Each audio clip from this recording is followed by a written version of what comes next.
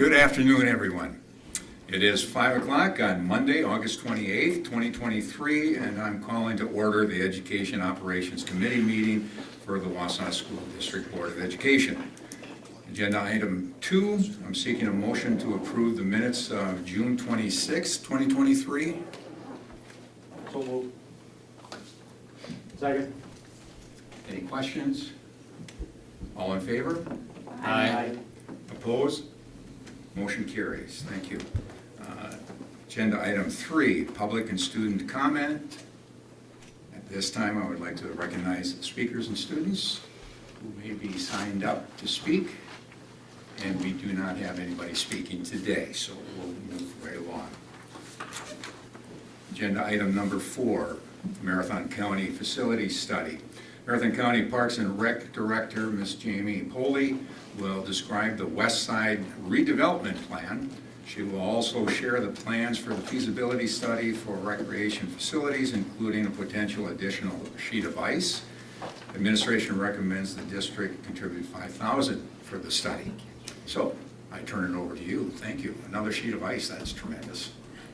Well, it wouldn't be another sheet of ice, it would be replacement ice. Oh, so okay. I'll explain it this way. I'm always looking for more ice time. Yeah, we would love to offer more. So that's part of why I'm here today. So thank you to Dr. Hiltz and members of the board for having me here to talk about this and to present this opportunity to the board and to work towards a new endeavor, as we like to call it. So in front of you, we have a map of our West Side Master Plan. The county board approved this master plan in March of this year, and it includes a lot of moving pieces with the park, the university, and the West Street where our highway department is.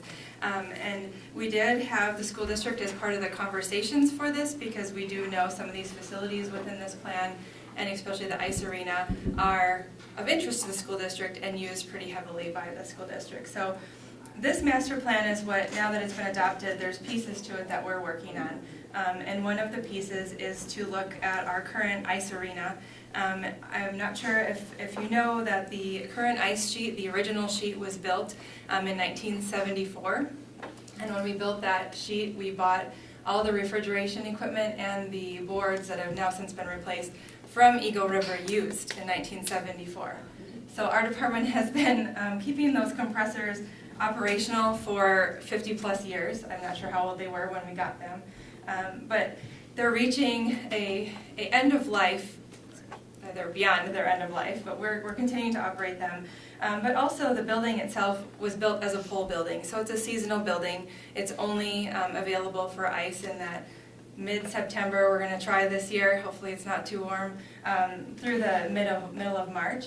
And we have come to realize by all of our user groups, including our high school teams, that there's need for longer ice outside of that regular season, even some camps that could be offered in the summer, and stuff like that. So there is the need for additional ice, as well as just the ability to have a sheet that's year-round. So looking at this plan, and our next step is to really, the first step would be doing a feasibility study, which is what I have presented to our different county committees as well as our county board.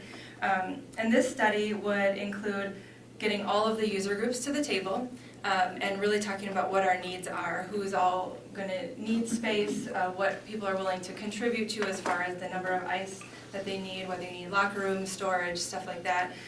We know that the high school hockey teams are heavy users of this, and whether you have one school district or two different high schools, it doesn't matter. I think we'll have the same number of teams, and you have a really high-end hockey program, so we'll definitely have the school district as a major player in this. Prime ice for you would still continue to be after school in a future facility if we were to build one. So this study is to really look at our current facility. We know that it needs a new roof, it needs a new refrigeration system. We've come to the conclusion through this study that we probably won't just fix the current sheet because it's really not a fixable facility, it's a pole building. And the idea would be to build a new one, and the new one would go along West Street somewhere, so that's why I gave this plan to you. Right now it shows it on that southeast corner, or southwest corner, where the highway department is. We are working to move the highway shop off of that because they've outgrown their space.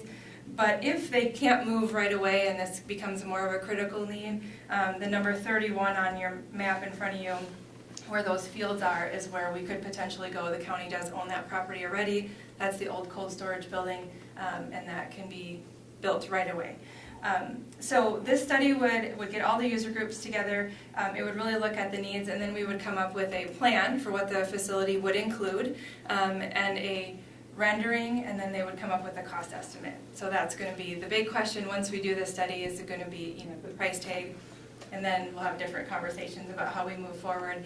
The county board is supportive of looking at this study with our partners. They feel the whole project should be public-private partnership, because it's not just a county facility. It is used by so many other user groups. It could be an economic development driver. So in my request to you today is to see if the school district would be interested in contributing to our study. We're asking for $5,000. The study itself, I did include the proposal with the packet, I believe. It was $32,500. The youth hockey have contributed $5,000 already. I have within our donation fund $10,500 that we're utilizing for that, and then I'm also going to the city at my next park committee meeting. I have a city donation fund because it would be a city economic development driver too for $6,000, and then the HR finance committee of the county board is going to be and willing to do the final $6,000 to make the study. The study would take place from October of this year through March during that prime hockey season, and then we would have those renderings and that cost estimate, and a design, or figuring out what we're going to do with that facility and what we need in order to move forward after that March timeframe is our goal. So, take any questions that you might have. Are there any questions? Just what, so I heard previously that there had been a private group that was interested in helping push this along, but I was confirmed to me this morning at least that that is no longer a possibility, or they're no longer interested in doing that. Is that consistent with your knowledge as well? It is, yes, and I've had those same conversations with that group, as well as with our youth hockey, because they were part of that conversation. And that may too come out of this study, that if there is a private group that were to bring that back up and they want to build it, then the county wouldn't. Or if the school district for some reason wanted to build the ice sheet, then the county wouldn't. I think long-term, looking at this plan, there's other opportunities too with the turf, or if we would include an indoor turf onto this ice sheet.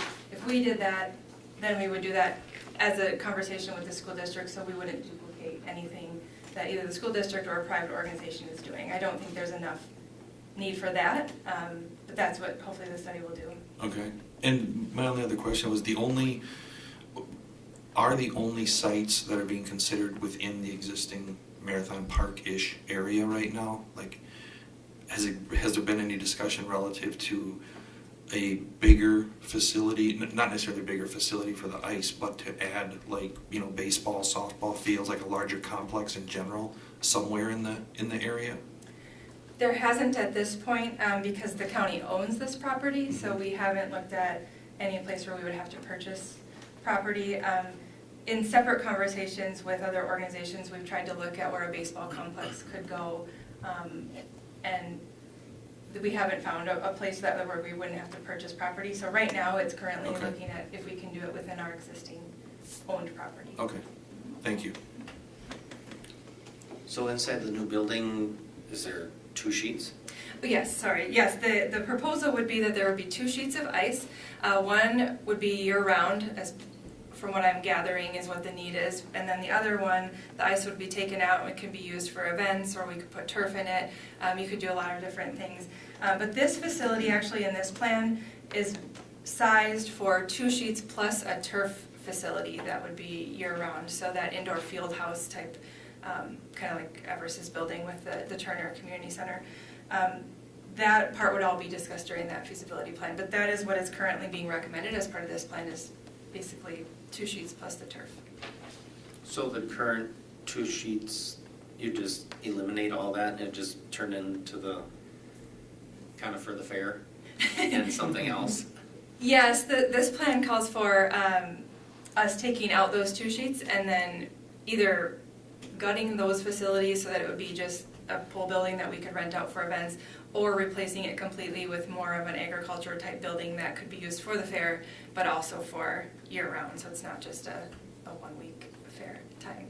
And the proposal, we had talked about whether or not it could be in the park where the current sheets are or out of the park. The issue we have is that, in my experience, I just built a new 2-sheet ice arena in Minnesota before I came here, and it was a 10-month project, which was very fast.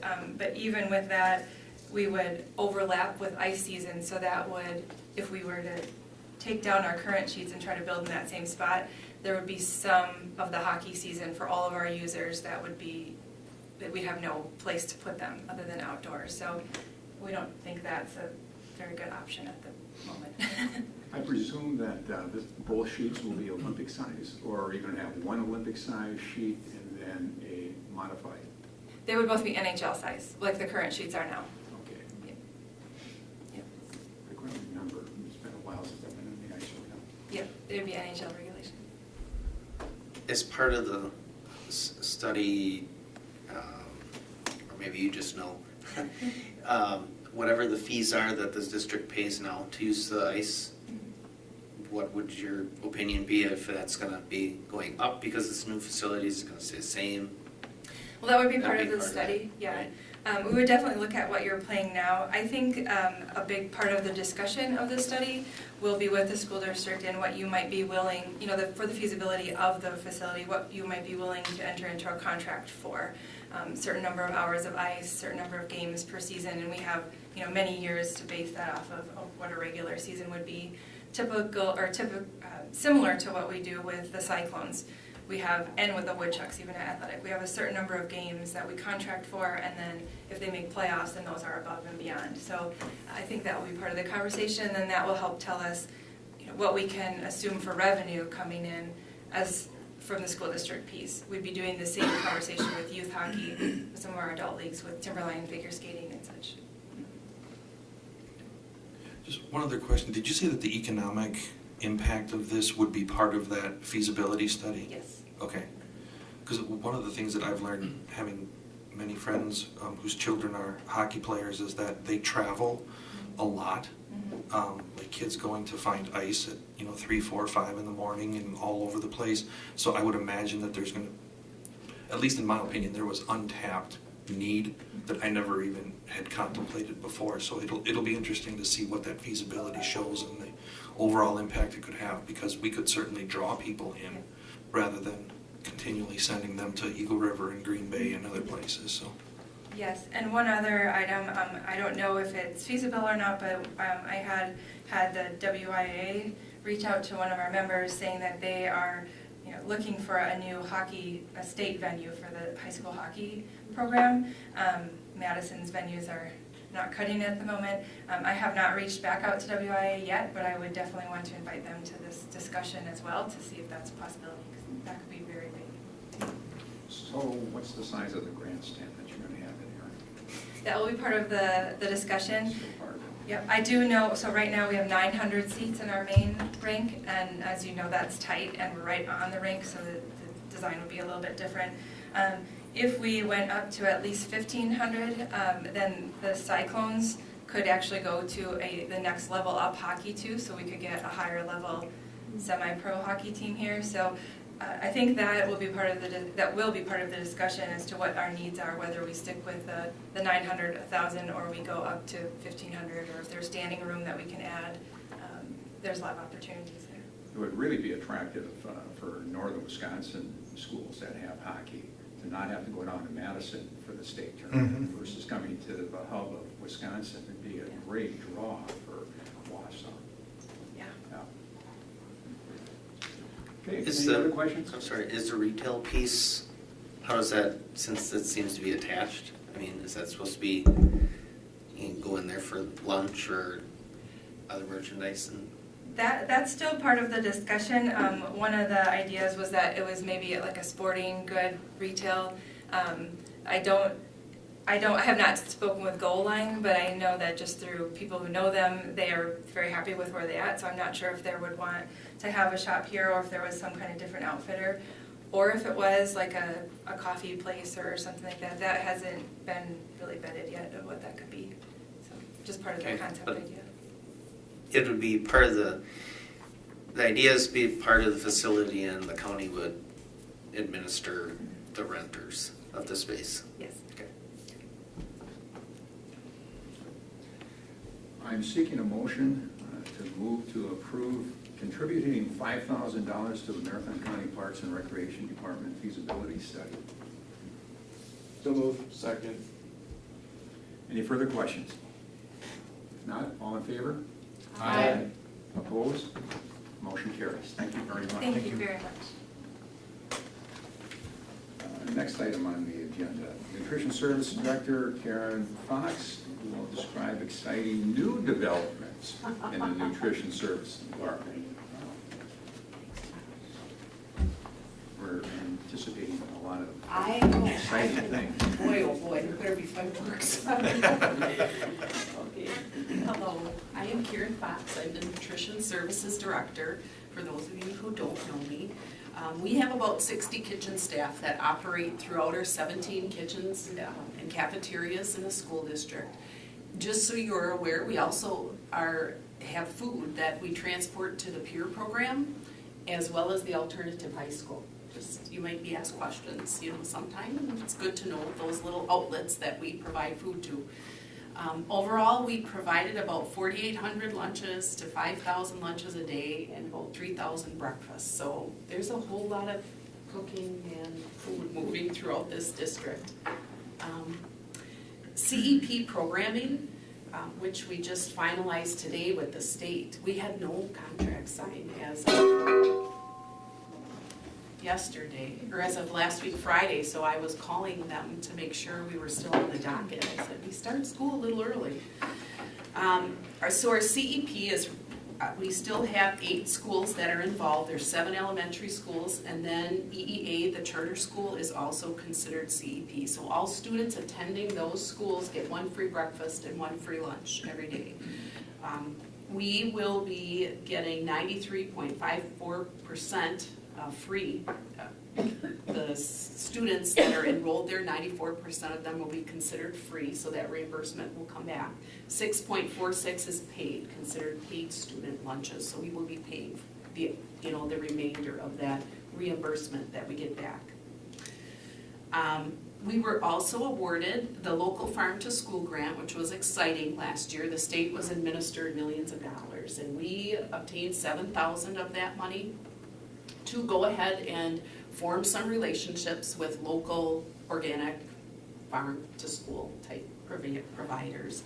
So a lot of our business does go to Cattail Organics, but we also have some cranberries, honestly cranberries that we reached out to, Segura and Sons mushrooms in Stevens Point that we used for our chili day, some kidney beans.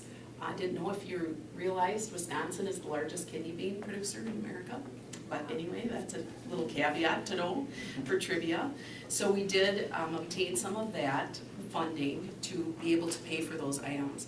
Some exciting news on that front is this school year, I am interested in purchasing, to start out with, at least 2 whole beef and I would prefer to get it from like an FFA student, so I'm kind of working with Joe in the FFA program to see if I can get to purchase that. That would be a neat thing to do. There are a lot of school districts that do that in southern Wisconsin, so I think if I could spread this out as we move and progress throughout this programming, it'll be exciting. And I would like to focus that food at the secondary schools right now, because I feel they would have a better understanding of what we're trying to do with the local farm to school programming, and encourage them for farming or meat cutting. That's a big thing right now.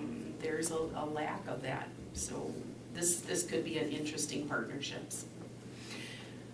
Fresh fruit and vegetable program, that is another contract that our district operates. We currently have, there are only 2 of our CEP schools that desire to have involvement right now, and that is at Franklin and Jefferson. So at Franklin Elementary, we received $13,000 in grant money, and Jefferson $25,000. What this does, this money is used to provide, again, fruits and vegetables, fresh fruits and vegetables for the students. It has to be done in the afternoon after the lunch period. So education materials and then this fruit or vegetable sample is handed out to each classroom. So every student receives this. The teacher kind of does a little stand-up about what this fruit and vegetable does nutrition-wise, and the students get to sample it. So it's kind of a neat program. We do try to incorporate the fruits and vegetables that we have in the samplings onto our menus then at a later time, so the kids kind of recognize that a little bit. So again, another really great contract that we fulfill throughout the school year. And it's fun to see the kids, because sometimes they absolutely don't like some of these things. And that's good feedback too, because they kind of go from there, grow too. And lastly is our after-school snack programming. We provide food for that. Up to 9 schools are involved in the after-school programming, so we are ordering in snacks for the different G2M gals and guys that are out there making the programming happen. So that, we do a whole lot of movement of food throughout the district. So if you ever have questions about anything, why, just send me an email and I'll try to answer them for you. But there's a whole lot of things happening. So I hope you're able to get out into the schools to come and have a lunch sometime. Swing by if you're in the area. It's always good to see what these kids are seeing and feeling when they go through our lunch line. So I welcome any feedback if you're out there, if you see anything and you want to discuss it, I'm happy to do that. That's pretty much our program in a nutshell. Do you have any questions or for me? All right. I've got a couple questions. Yes. Pertaining to the culinary classes at the high school. Mm. Do you incorporate any of the classes, letting them know the types of things that you're doing, especially with the farming in the community here, where you're getting foods from our own ground? Are they aware of all this? I don't think so. I am not. Since I've been here, we haven't done really anything with the culinary classes. So, but that is a good point. They should. And the other thing that's very interesting to me is this past spring when they had the cook-off and they had the catering truck outside, the Wausau West High School. I thought that was a very unique opportunity too, because the DPI runs a chef to success program where they can enter recipes and actually win, like the district could win and the child could win prize money. So that might be a unique combination to try to get together with some of the culinary teachers. I just think it would be a good idea to get them involved and also aware of the fact that there's hydroponics out there that Yeah. is really big. I know in northern Wisconsin, they've been doing a lot of hydroponics, and a lot of those individual farms are then working with the schools in order to get those foods into the schools, and then the schools can talk about that. Mm-hmm. Yeah. Just food for thought, no pun intended. Okay, that was good. Okay, thank you very much. Thank you. Everything. Thank you. Okay, thanks, Josh. Okay, first student director, Scott Anderson, will share preparations for the start of the 2023-24 school year and entertain board member questions about busing. First of all, thank you, Dr. Hiltz, for inviting me here and members of the board and Josh. I am Scott Anderson. I am the location manager for Wausau. First student, I am actively responsible for the transportation needs of the Wausau School District. Our contract runs through 2025. I have been in my position for 1 full year. So I came into a situation last year, knowing full well that we were going to be short drivers, but not understanding the depth of the shortage that we were going to be facing. In taking that role over, it became apparently clear that we needed to make some addresses quickly in first student. Part of that was, in last year since I've been in that role, we have increased wages 3 times across the board. Point in fact that when I took over, we had lost an attrition of 14 drivers during that previous summer. This year, we've lost 2 to retirement and 1 opting not to go out. So that's helping us. The issue becomes, when we look at transportation, obviously, is retention and also recruitment. So we've recruited four full-time drivers right now to run AM and PM routes for us.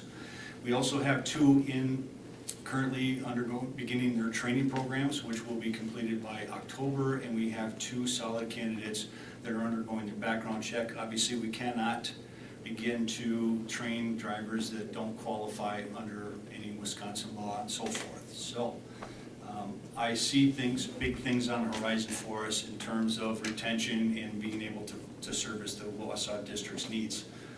The other thing that we've done is we've made a major influx impact into going more digitally. That is a big differential for what the district used to do, especially driven by First Student. First Student used to be historically the company that would require paper and pencil and hard copies. We are trying to shift that focus to go more in line with email and communication using First View. It is more productive for us. It is a quicker means of communicating with the parents.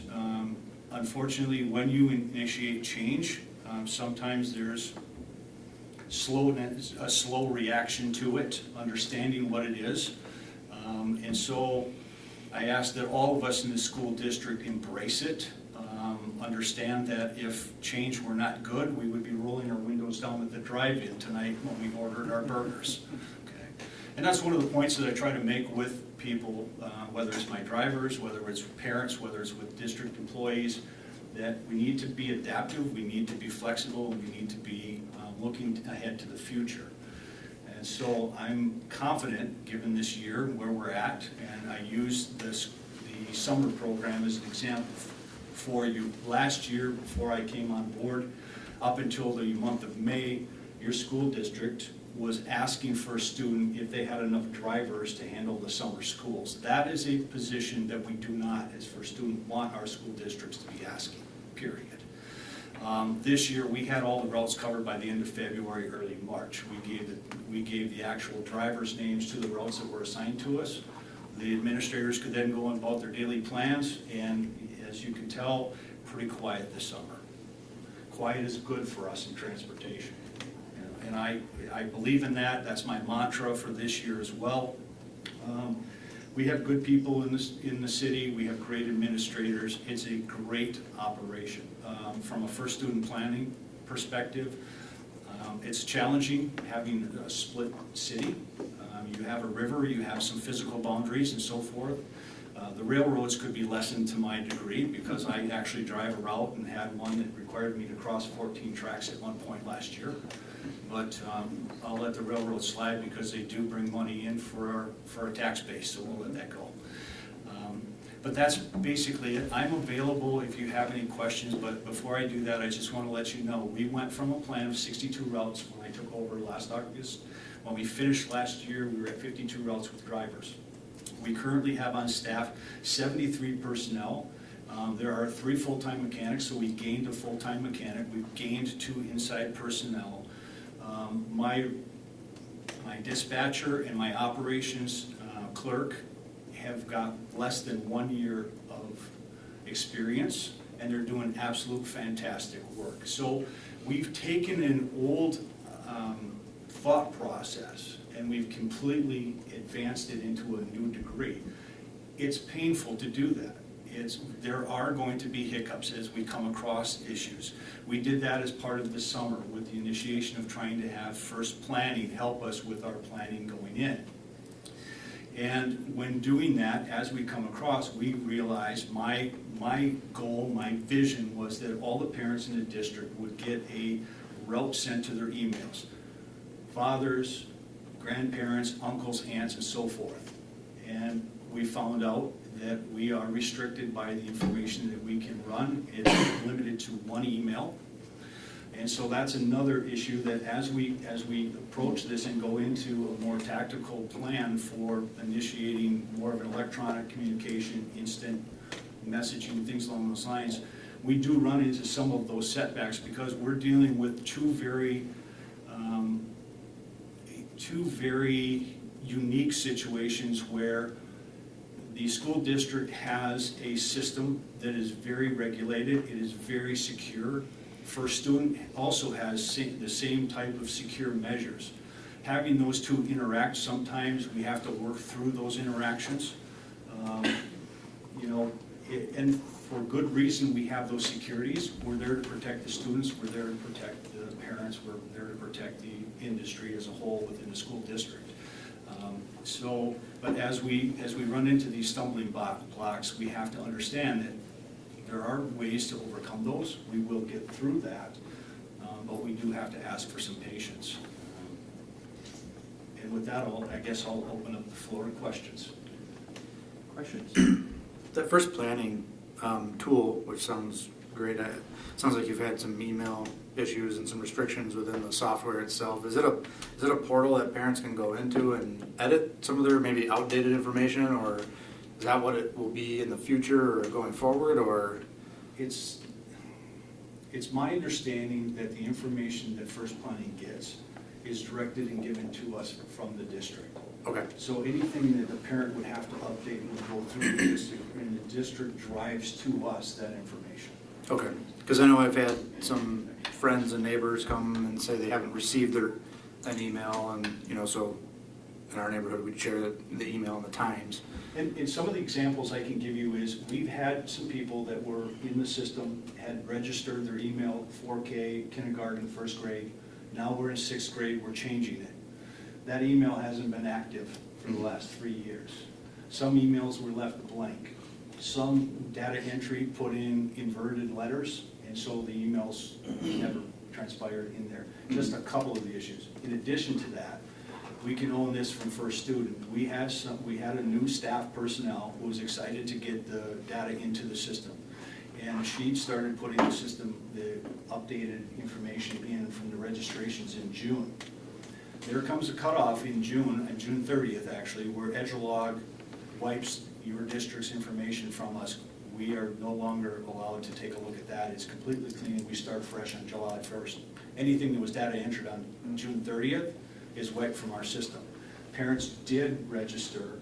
We, as First Student, took the initiative to add them in, and we did it prior to June 30th.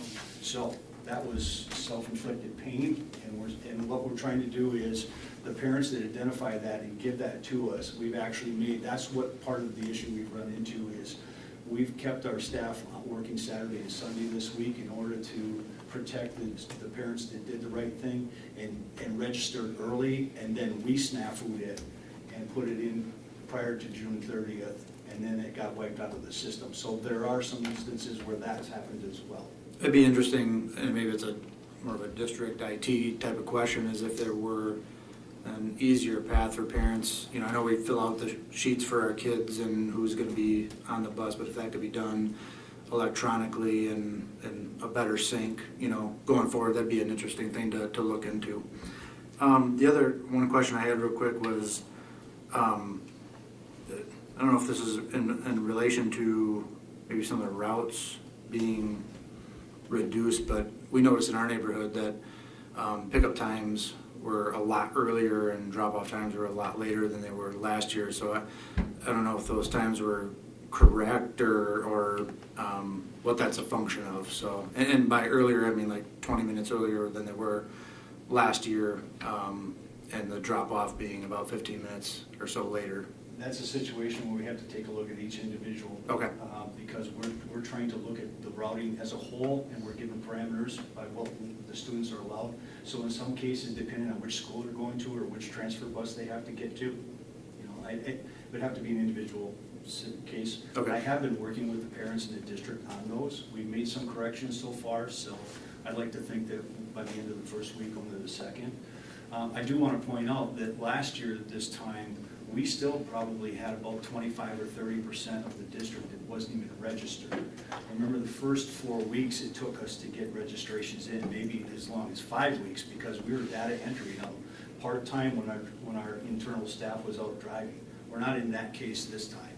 So it's going to be a lot quieter and a quicker and more efficient turnaround for the inefficiencies that you see in the district versus what we had last year with, you know, basically only allowing my staff 2 to 3 hours per day to do this, and having that type of influx of late registrations, there were parents that were bringing their kids to school for 3-4 weeks before we could actually give them a physical route. That was last year. This year, we expect it to be a lot more efficient and quicker turnaround. One quick note, Mr. Boucher, sorry, just the, correct me if I'm wrong, John, I think parents are able to update their demographic data Yeah, in Infinite Campus. for the last 3 years, we've been moving to an online registration, so parents can register online for Infinite Campus, and that's what Scott is referring to. It's the sync between Infinite Campus and EduLog that brings over the information. So whenever parents update their information or change it or let us know, it's in the system. So we try and eliminate some of that manual re-entry of data if parents are doing it right online. Thank you. Are the parents all aware of the fact that they can go into Infinite Campus and get, we've got a lot of board members here that are parents, and you know that answer, and I don't. I know what Infinite Campus is capable of doing, but sometimes I have found that many times parents weren't aware of the fact that they could go into Infinite Campus and make those corrections if they were incorrect based on what was put in for them. Each year, we ask them to complete a census verification form or a demographic verification form. Different buildings publicize it different ways, but I believe it's advertised that that's an online version, and that's what we're heavily promoting within the buildings now for that reason. But we can certainly advertise it again. I think it'd be a good idea, just simply because that will cause less confusion for the busing company, and then that causes less phone calls to us. Yeah. We always want the most accurate data from parents. So one of the, I think it's great that your turnover is way down. I mean, everybody gets excited about that stuff, but one of the, my question is, do you feel that we have a process between First Student and the district that adequately addresses behavior issues on buses? Because I know in conversations I've had, that was one of the top reasons that drivers were getting frustrated, perhaps were quitting, not wanting to come back, was simply because there was a handful or, select students who just wouldn't behave, and they were just making the drive to or from school awful, not only for the driver, but for other students as well. Are you confident that we're addressing those things with you strongly enough, so we're not putting up with that stuff long-term? I can't speak for before I came, right? Yeah. So we're Yep. going from August 15th of last year until now. I think that the business conduct that we use in utilization and the support that I've received from the principals has been outstanding. I cannot recall with the turnover that we've had throughout my time there, has it been anything directly involved or any even secondary direction of that conduct on the bus as being the determining factor for the driver leaving. So whatever protocols that were put in before I arrived seems to be working with the direction. And, I have pretty updated calls with the principals. They have my direct number. We're lucky, again, I mentioned this before the meeting, but I'll say it publicly as well, that the staff in Wausau, the administrators in Wausau are absolutely fantastic. I can't imagine from being a first student perspective working anywhere else. If you took my district away from me, I'd probably be lost. I've seen other first student operations, I've seen other districts interact. I'm pretty darn proud of what's going on here in Wausau. So to answer your question, I say that I think that it's adequate. In fact, I think it's probably exemplary for how we work that with the bus. Okay, that's great. Yeah, question. Well, in the old days, we used to talk about maybe it's time to hire monitors to ride on each bus, but now, we need to make sure we have a driver for each bus. So that's kind of what my question is. You mentioned that we dropped down to 52 at the end of last year. What are we up to, or however you want to describe it now this year? How many routes do we have covered? So we have 53 routes right now, and then additional sped routes during the course of the year. We have 64 drivers on tap. Now, I caution when we throw numbers in there, because what we've had to do is to get creative in what we're doing for hiring. When we're going against the U.S. Postal Service and UPS and GreenHeck and 3M and so forth, what we need to do is we need to be cognizant of what the drivers are looking for, right? And they are looking for a part-time, flexible position. So I say we have 64 drivers. but in some cases, they are only an AM, they may be only a midday, they may only be a sped driver specialized, they may only be a trips driver for us, they may be the afternoon routes. So right now, we have our routes covered. We do go into the year with 3 on medical leave. That medical leave should be done in the second week of the year, so we expect to be fully staffed as far as that goes. And by October 1st, I really truly will be looking for work for my drivers as of October 1st, because I'm gonna have more staff that will be able to offer routes for me. Well, and that's another thing I was going to get to is just, you know, you would know more about this than I would, but I would think that most parents and families would rather have a route that is always available, that's a little bit longer, because we have fewer routes, rather than having more routes with exactly one driver for every route, and if the driver calls in sick, the route's canceled, Correct. you know, an hour before school starts. Like, I, as a parent, would rather know, okay, it's a little bit longer ride because they've got, you know, 5 extra drivers. We could make 5 more routes and make the route shorter, but now if somebody calls in sick, because that happened, that was part of the problem last year, is sort of last minute cancellations, and parents are like, well, you know, I didn't have any time to plan for this. We ran into that situation as well, and that's why we want the parents to get first view. It's quicker. One of the points that we'll talk about, 2 things. First, your point, but I want to talk about first view. Well, I've got an opportunity to do that. If a route cancels at 5 o'clock in the morning, which is our deadline, we usually put a 2-hour minimum on a driver to call in, which gives us enough time for us to react to the district. But if you think we've got 50 students on that, that's 50 phone calls, and I can guarantee you that when I call with a New Jersey area code, I'm going to voicemail at 5:30 in the morning, and I have to wait, and it takes me 5 minutes to conclude that call. 50 students times 5, I'm finishing up at 8:30 in the morning. Right? So we want to promote first view and get everybody locked in on that. In terms of the staffing and things along those lines, prior to me coming in, You just talked about first view. Yes. First View is the app that's run by the first group. Okay, you can download the app. Thank you, Josh. I presume that everybody has the same working knowledge, and I apologize for that. So First View is an app. You can go on the App Store and download it. You'll take your student's ID. It's identified by your student's ID, and you will load that in. And based and predicated on the route, that will take and give you information firsthand when we get an update. I also remind parents to read the entire application as it's sent over, because there's different pieces of the information in there. Take the time. I can't encourage enough to read. We're educators, right? And so read the entire thing in it, because it may only be impacting one segment of that route and not the entire morning and afternoon, and we want to make sure that they're disseminating the correct information. So we can't press that enough. But in terms of the routing and a longer route and things along those lines, one of the other things that we did is we had a location manager, for good or bad, that didn't have their CDL prior to me. I've got skin in the game. I'm a CDL bus driver. I've probably driven 90% of the routes at some point in time in the last year. I've run trips, I've done sporting events, and part of that process is to make sure that my internal staff all has their CDLs, they're all qualified. It gives us extra bodies. Now, I may not answer your phone call because I'm out running a route, but I would think that the district and the parents would rather me go into a voicemail and get the students to and from school than sit in the office and answer a phone while kids don't have an opportunity to get to their events. Yeah, no, I agree, and that's what I was getting at, is that the app, I think, works great, and that's good for when, it's good for when it's late and you can see, and but even better, of course, is having people that can cover substitute drivers, so to speak, so that we're not canceling the routes the morning of.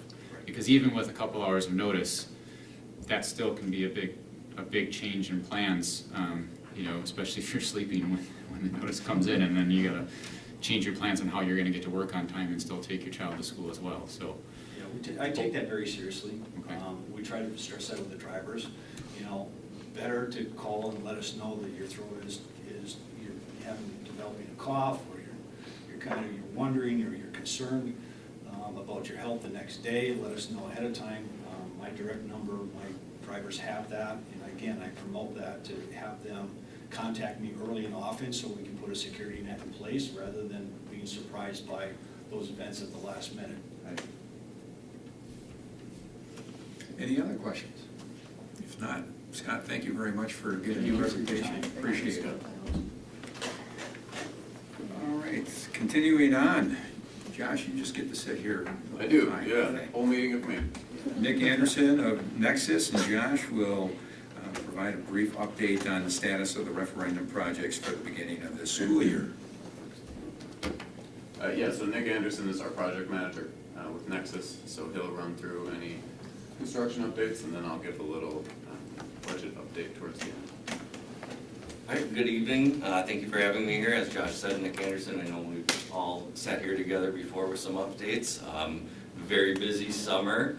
I can comfortably say all the schools that we were working on this summer are ready for school tomorrow, so proud to say that. And we'll go through the 7 projects that we have been working on, and for some of these projects, this is going to be the last time that you'll probably see a construction update on them because the projects are done for all intensive purposes. Starting off with Statine Elementary, the new classrooms have all been handed over and ready for use. As you can see, they've been fully furnished as well. In the photos, you can see that the teachers were able to move in and get all their teaching supplies ready for school starting tomorrow. Exterior site work and finishes are complete. The building fire alarm upgrade has been completed as well. The front entrance security upgrades, which we waited until school was out to start, were complete with the new entrances, the added safety films, and the electronic accesses. And we do have the temporary certificate of occupancy, which means that we're ready to use the building tomorrow for staff and students. Moving on to South Mountain, we're going to have a theme going through these. Many of them are the same. The new classrooms have been turned over and ready for school use, as you can see in these photos. They have been furnished as well. The teachers have had a little bit of time to start getting in and getting comfortable with their new spaces. Exterior and site work finishes. As of actually today, the final seating was taking place out at South Mountain for anybody that's been by there.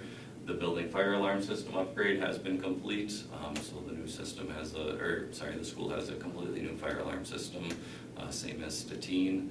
And then the front entrance security upgrades, similar to Statine, were completed as well. And we have also received a temporary certificate of occupancy for that building.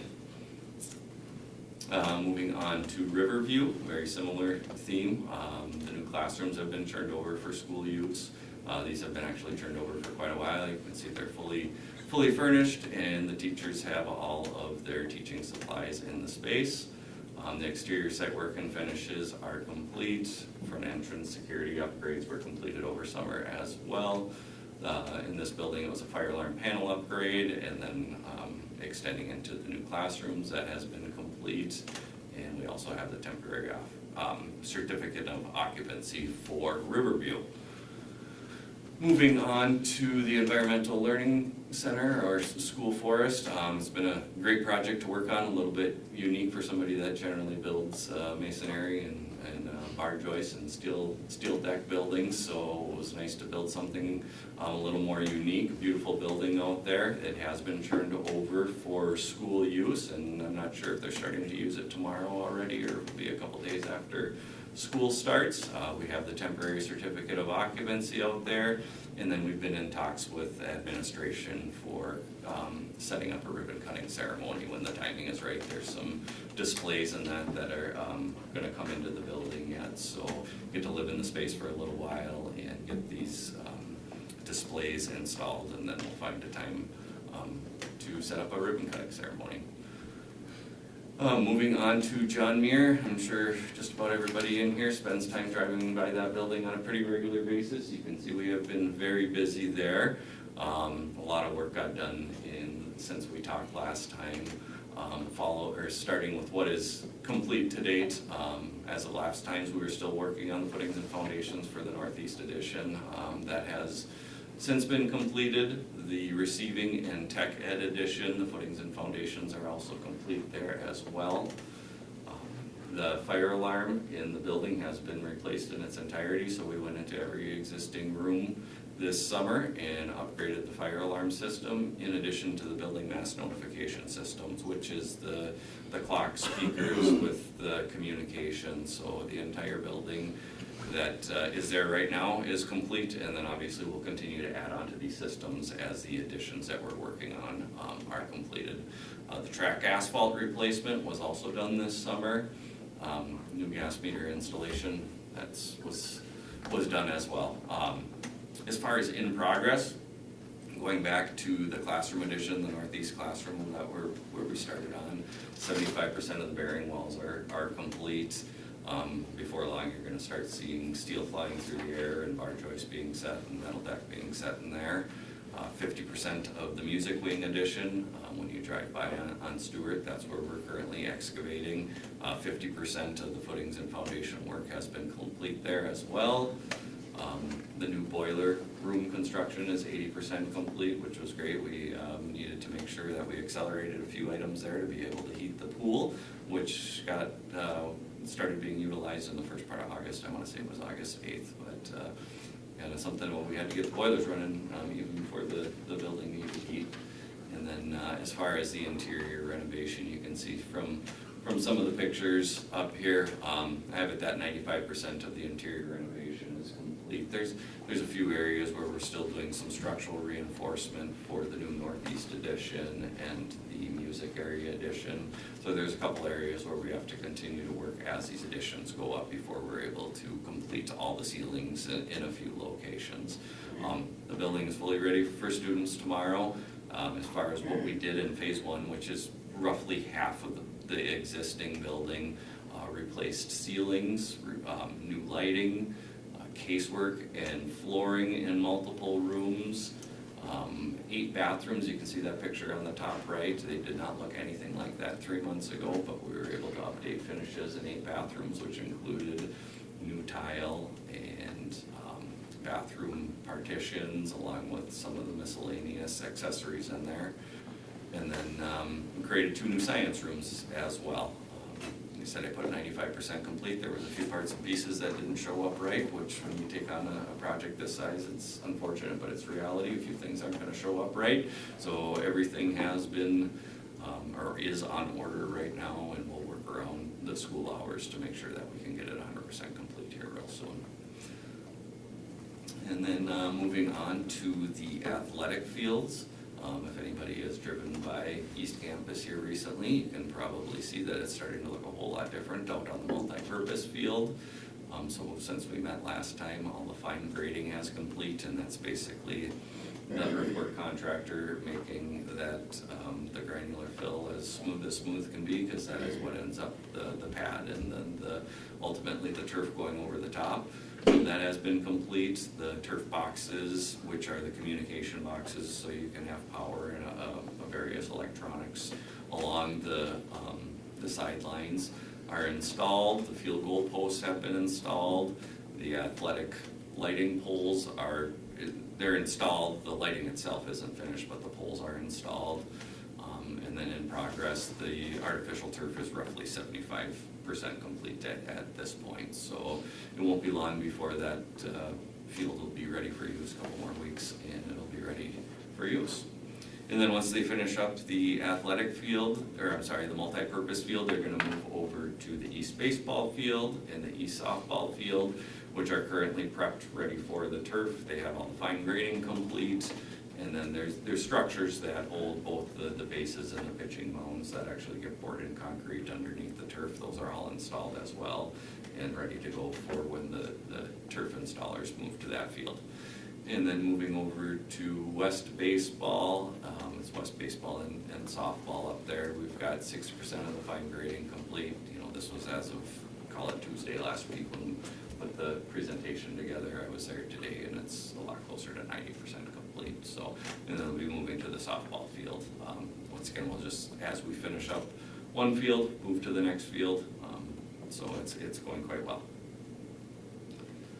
And then Hawthorne Hills Elementary School, phase 1. It wasn't a huge project this summer, but nonetheless, it was still a project, an important one. We removed a handful of lockers / cubbies in the corridors to make ADA accessible spaces and upgrade some of the finishes. Those have all been received and installed. And then we did have the security upgrades at the front office, which included a new door, entrance, the glazing film installed as well. And I guess if anybody has any questions on any of the current project, now is probably as good as time as any. Question on the John Muir progress. Is there an expected time frame for when there'll be any changes or getting closer to normal for a parent and student, like pick up, drop off? I know it's changed significantly right now because we have so much area that's restricted that you can't get to. So the receiving edition and the Northeast classroom edition are scheduled to be done at the end of this calendar year. So the amount of construction activity back there will be greatly reduced. However, the music edition, which really kind of cuts into the front parking area, I guess it would be the east parking area, that will continue throughout all this school year, and then we'll start working on the office edition there. So I don't know if that really answers your question, but it does. If the northern, so you're thinking the northern part will probably open up at some point second semester. I would say New Year. Okay. I mean, by that point, the large activities taking place, when I say large, I mean, big deliveries coming in, excavator type equipment, and that will all have moved out of there, so. Yeah, it makes a big difference because right now there's just basically the one lane on the south side and that's it, so. Yes, Okay. It is going to be congested. What about the new busing road It can be used. to come out to 17? Yep, that was planned at one point, but my understanding is the school decided to not utilize that. Okay. I have a question about Hawthorne. The picture you have there. Yeah. Is this the spot where some of the cubbies were removed to help with the Yes. ADA stuff? Yep. Okay. So yeah, the gray cubbies that you see on the wall there, those are new cubbies installed. And I'll bring it up. It's not, because I visited them on their open house night, and the teachers were concerned about that you didn't give them back quite as many as they had, and now some of the kids have to double up. Okay. So but that's why I'm asking you the question, if this is a spot that we needed to meet some other requirement, or? So what we did was for ADA requirements, like you said, when we were there, the replacement ended up being less than what was there originally. We had the same conversation with the school staff there, and they requested for some additional cubbies in different places, and they've since been placed on order, so there'll be more cubbies coming for there. Great. Okay, other questions? Otherwise, I'll hand it over to Josh. Sounds great. And there are actually, on this budget summary, there are no updates. I think we communicated with you that the bid date on West has moved out to tomorrow. Correct.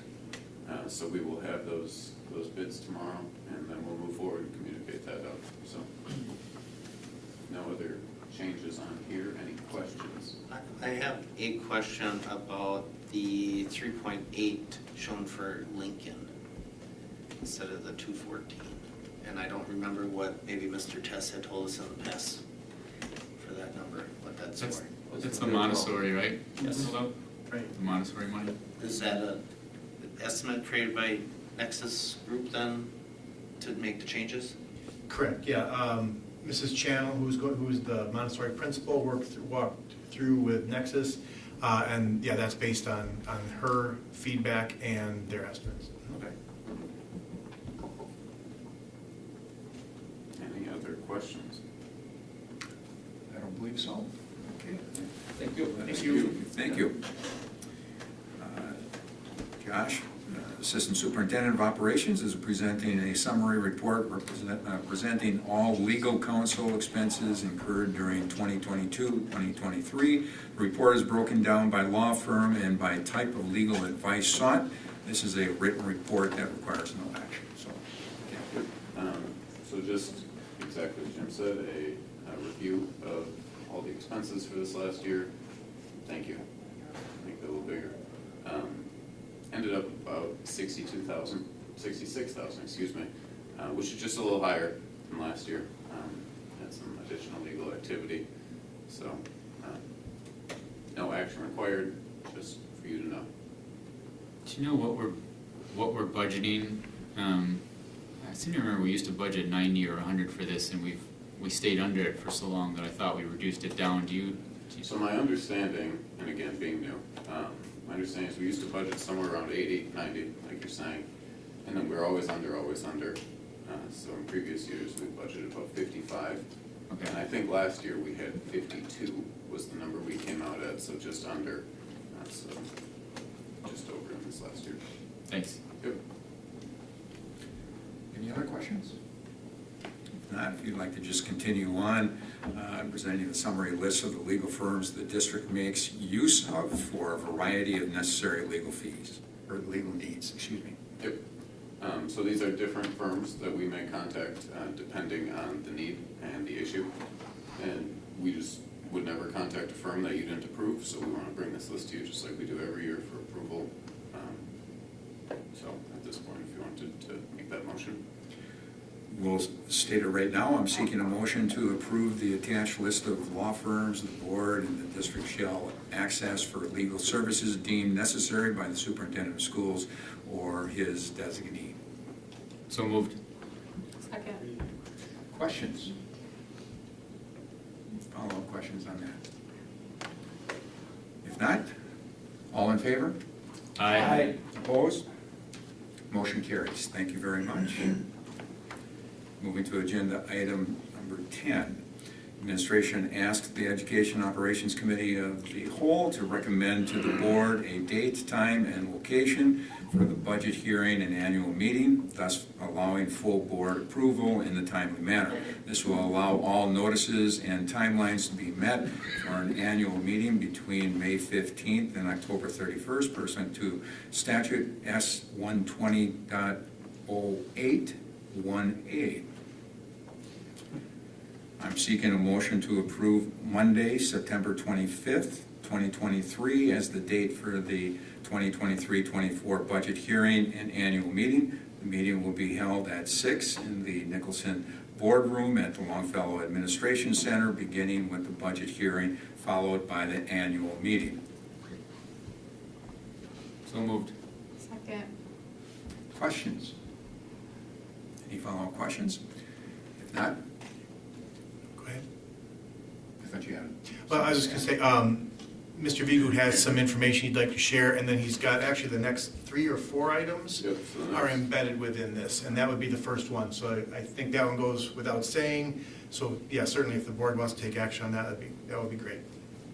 That moves us forward with the annual meeting. Mhm, correct. Okay. All in favor? Aye. Opposed? Motion carries. Thank you very much. And moving on to 11. Prior to October 1st, only equalized valuations from municipalities are available. In order to project property value changes by school district, an assumption must be made that all property values in any given municipality change in a uniform manner. With this assumption, the district's property value is projected to increase 9.08% for 2023-24 mill rate calculation purposes, for the mill rate calculation.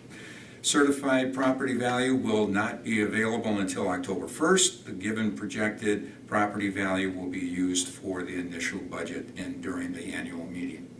Any follow-up comments? Yeah, so a few things.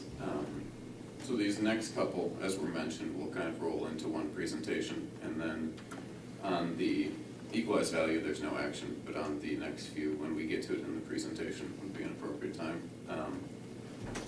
So we're going to cover the equalized value and then the recommendation for the budget for revenues and expenses, and then for the levy, for the tax levy. So in terms of the budget calendar, just kind of a reminder of where we've been, where we're going, where we are today. In May and in June, you adopted the kind of preliminary initial budget. Today we will share those equalized values, set the annual meeting date, and then make that recommendation for the budget and the levy. We'll have the annual meeting in September, as was mentioned, and then in October will be the adoption of the final levy and budget. Any questions on that part of it? Okay, so you've already done this motion, so we will move past there. Yeah, so as was mentioned, the equalized value in the district is projected to go up 9.08%. Last year it went up 11.98%. So 2 years of really high increases in a row. I should note that both years we've been under the statewide amount. The state number last year was something like 14 or 15, and this year it's over 12.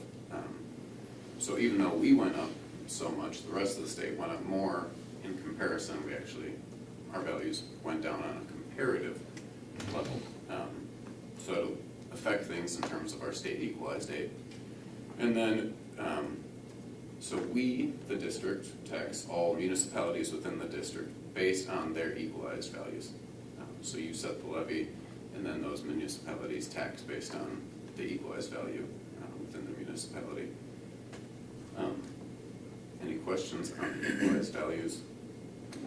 Okay, so it went up in total 9.08%, and again, these are estimates. Most of the numbers we're working with now are estimates. So we will know more information from the student count the third week of September and those finalized equalized values in October. So you can see that the estimate for the different municipalities ranges from 7% all the way up to 27%. These were based on estimates provided by the Department of Revenue August 1st, and calculations we did internally, and then both with a consultant. So everyone kind of confirmed the same numbers, and we're moving forward from there. Should be pretty close. And this is just to demonstrate what we do know, what we don't know, where we're going.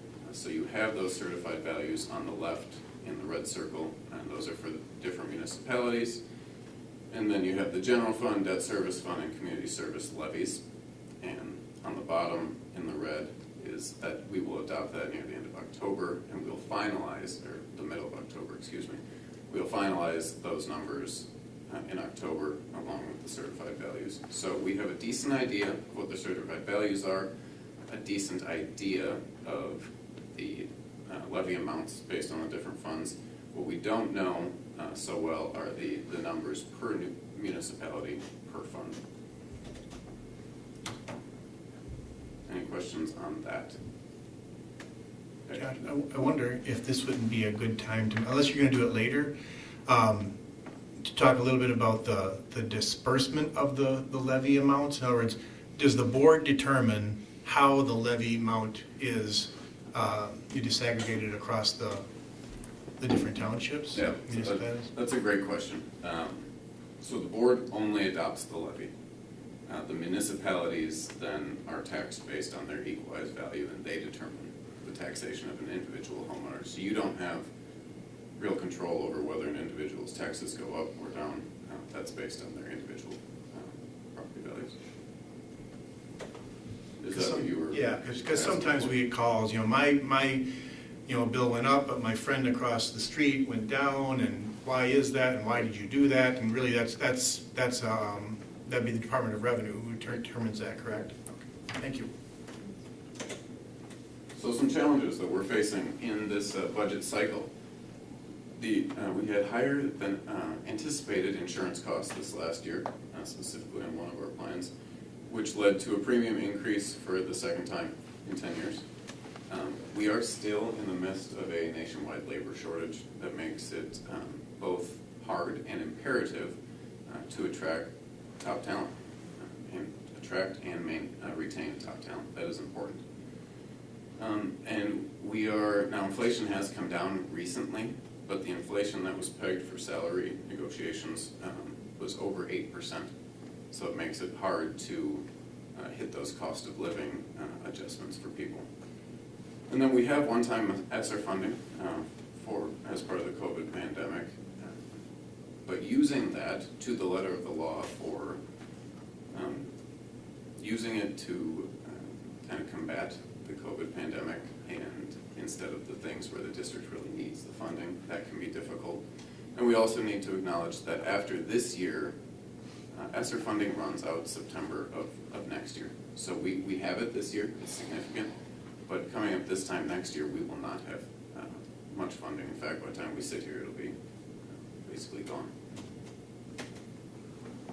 So what are some opportunities we have? The last, before this year, the last 2 years, the state didn't increase the revenue limit at all.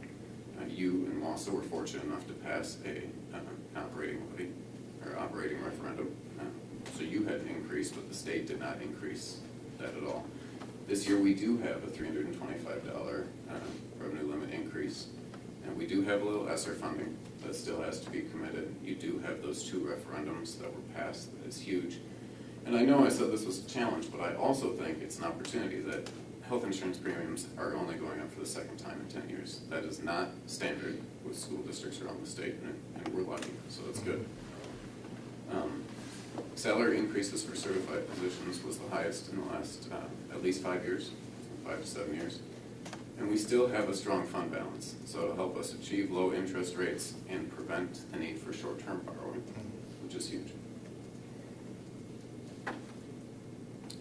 So leveraging some of those opportunities against the challenges, we do have those referendums we've mentioned in the areas where that really is being focused. And then again, those salary increases. That's something we should be proud of and keep working towards. So any questions through all of the kind of challenges and opportunities? Okay, this next slide, I know you went over last year. I just want to touch on it again. We had the revenue limit increase of $325. What this chart shows is the increase in the revenue limit over time. You can see it's fairly flat. And in 2012-13, the state also started doing a per pupil incremental amount that districts get. And that amount will be flat. Did you have a question? Okay. And then the line that you see, what's interesting about this is that is inflation over the same time period. So although our revenue limit is going up slowly over time, it's not keeping pace with inflation, which makes it harder to provide everything we need. Any questions on that chart? Okay. So what will we find out the next couple months? What will be finalized? We will get that certified district property value at the beginning of October. We'll get the final aid certification. We have our third Friday in September pupil count. So that will have some impact on the budget because that will determine our FTE enrollment. And then voucher cost. So in terms of the budget, you can see that last year for expenses, we were around $112 million. This year it's moving up to $117.685 million. So that's a change of almost $6 million, 5%. And in terms of revenue, up from 112 to 116.9. So that's a change of 4.49%. That is both the revenue limit increase that you see right below, so about $2 million of it is revenue limit increase. And then we also have a significant amount of federal grants that are rolled into that number. So that's where, those are the two big things where the increase in revenue comes from.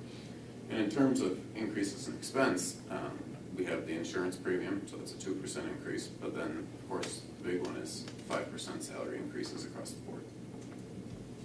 And something I want to bring your attention to down near the bottom is the state general aid.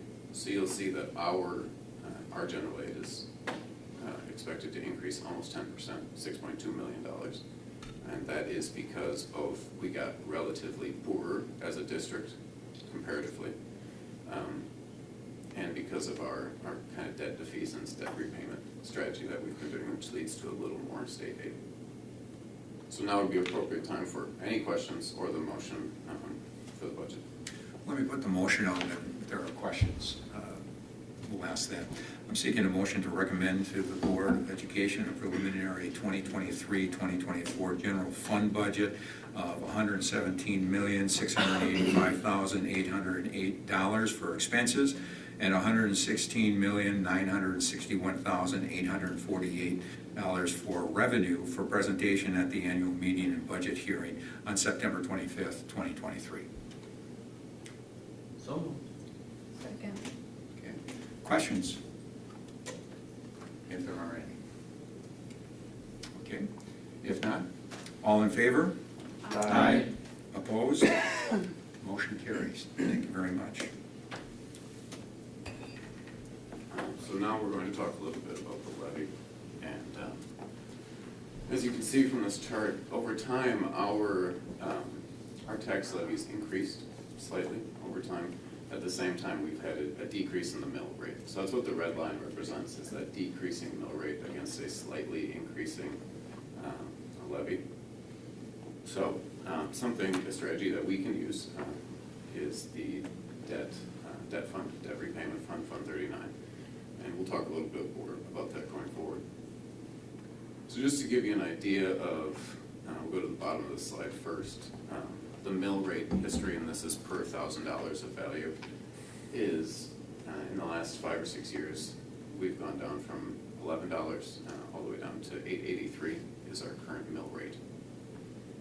And then, so what we've had is our equalized aid has gone up.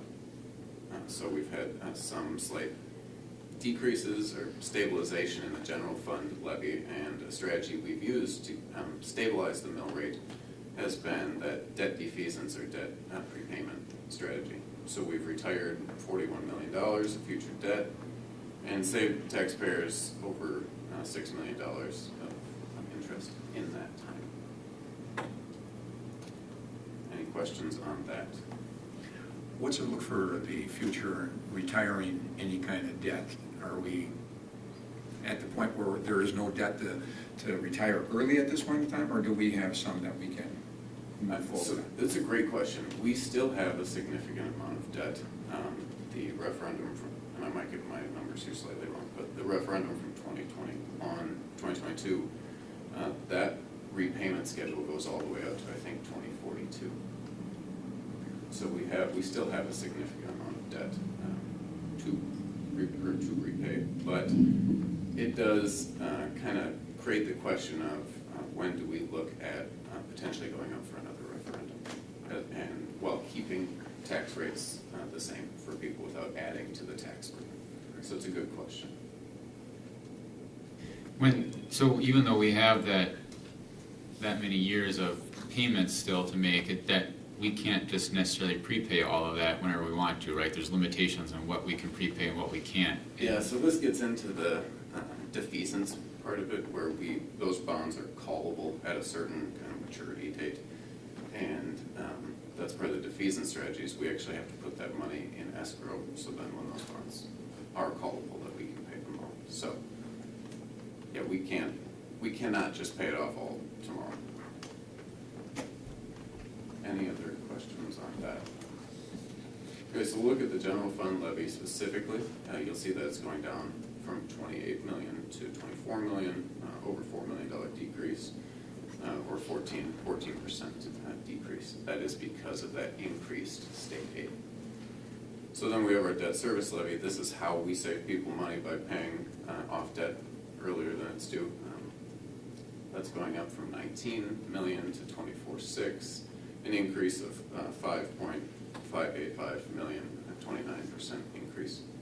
So a total levy actually goes up 3.02%. And the best way to think about this is that exactly matches, or that matches pretty closely to the amount of new construction within our district. So we have 3% new construction, we have 3% increase in our total levy. That new construction will kind of bear the brunt of that new levy. So the individual taxpayers' tax bill should not go up in a noticeable way, or change in a noticeable way. Any questions on that? Depending on the equalized value, we just. Of course, Yes. yes, these are all estimated numbers, and they could change before the final budget is adopted. I'm gonna ask a question. Based upon the planning that Mr. Tess had started, and you're continuing, when is the next best time to ask for a referendum for our next phase of building? When is that? When did he have that planned? So that Is that next April? Is that the following April? Is that 3 years from now? that is a fantastic question, and I don't think it's this upcoming April. But beyond that, we have not had those conversations yet, and I'm not sure he had that. Okay, yeah, No, go ahead, Noel. we have a cliff coming, I think. Through the amount that we could prepay or not prepay, we can have great flexibility to move that to whatever year you need. Can't go on forever, but we have great flexibility for next 1 to 7 years. So in other words, if we wanted to go forward with a referendum in a certain year, say in a year from now, then we just wouldn't defease as much debt that year Correct. to even it out. Yep. Because I don't know if you know this, Josh, but in our prior referendum, we originally did a study of the whole district, and we had about $60 million of elementary building and improvements that we took out because we knew some of those buildings might be closing, and we didn't want to, update a building that might close. So, in addition to anything else that might still be out there, we have $60 million 4 years or 3 years ago of dollars, it's probably bigger now, out there of elementary work that still needs to be done. So that's why we've been trying to plan on when that next time frame should be. Perfect. Yeah, we can certainly start having those discussions. Any other questions? questions about the levy?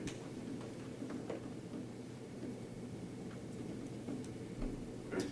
So we're at the motion for this. I'm seeking a motion to recommend to the Board of Education a projected tax levy of $49,691,635 for presentation at the annual meeting and budget hearing on September 25th, 2023. So moved. Second. Any questions? Any follow-up questions? Not? All in favor? Aye. Opposed? Motion carries. Thank you very much. Perfect. Yeah, any other questions for me? I don't think so. Okay. That's it. Thank you. Thanks, Josh. I'm seeking a motion to adjourn. So moved. Second. All in favor? Aye. Opposed? Motion carries. Thank you very much, everyone. Have a great evening. We got one other item that we have to finish up with. Very quick. Very quick. I'm calling a special meeting for Monday, August 28th, 2023. Approve a consent agenda, appointments, additional staff, replacement staff, contract increases, separations, resignation, contract decreases and terminations, leaves of absence, retirements. I'm seeking a motion to approve the consent agenda. Make motion to accept?